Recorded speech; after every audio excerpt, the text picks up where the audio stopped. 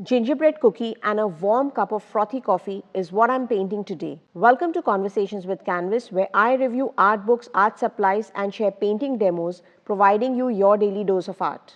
I'm hosting a challenge on Instagram, and for the first prompt, that is Cozy Comforts, I just love this reference from Unsplash. I'll be painting it in my square sketchbook with acrylic paints. I prefer to prime the surface that I'm painting on, and I love the Liquitex clear gesso. I'm mixing in fluorescent pink as an undertone for this painting.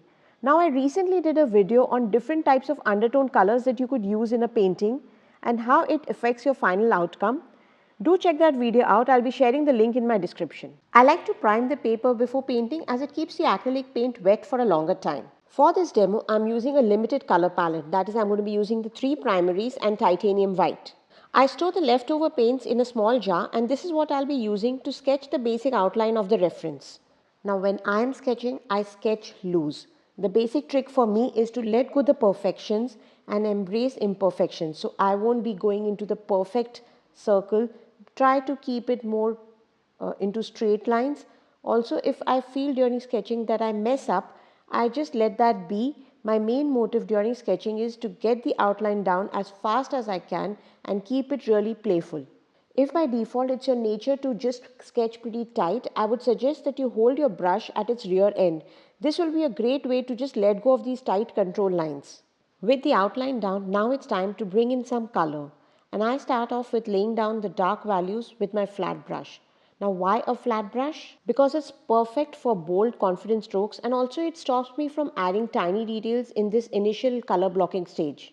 For the dark brown, I have mixed the 3 primaries together and I am painting in short choppy strokes. Also, I am not trying to photocopy this reference, so instead of sticking to that one flat boring brown color as it is seen in the photograph, I am adding in some tones of oranges. Now at this stage, I am also not bothered about blending it up. I keep it rough as this adds energy and a painterly look. Now the goal over here is just to basically build it up with values from dark to light so that the gingerbread man looks lively.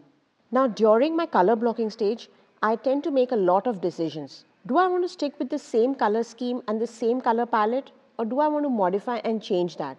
Now though I love this reference a lot, it's like perfect for cozy comforts, I just feel that it needs more color. So the reference is now going to be just my guide, and I'm going to be taking it off from here and spice it up a bit.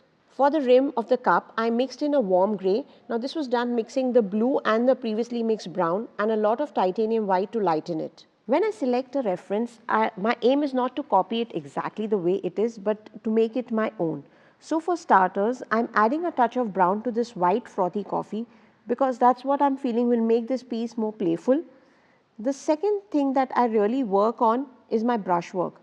So I try to be careful not to overblend because overblending is going to make the painting look quite flat and lose its energy. Another thing that I'm going to be modifying over here is the background color. Now the reference has a light grey background. It's pretty nice, but I'm going to go a little bold and colorful over here with the green one. Let me know in the comments what you think about this color change. Personally, I feel the color change just shifts the entire mood of the piece, making it more cheerful.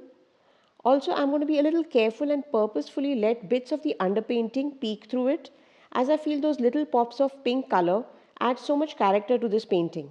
The color changes, the loose brushwork, and the peeking underpainting are all intentional. I feel the beauty of creating art is that you're not just recreating an image, but you're also putting in a bit of yourself into it. With the background nearly done, it's now time to move into the last part, which is also the fun part of the painting, that is adding in the finer details. These small details will just bring our gingerbread friend to life. These small details are like cherries on the top. They bring everything together and they make the painting feel complete. I'm loving how this turned out, and now it's your turn to pick up your paintbrushes and bring your own cozy comforts to life. Don't forget to tag me on Instagram so I can see your amazing creations.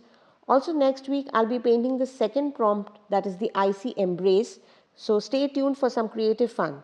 This is Conversations with Canvas, signing off with my weekly brushstroke of creativity. Until next time, take care and keep creating art that makes you happy. Bye.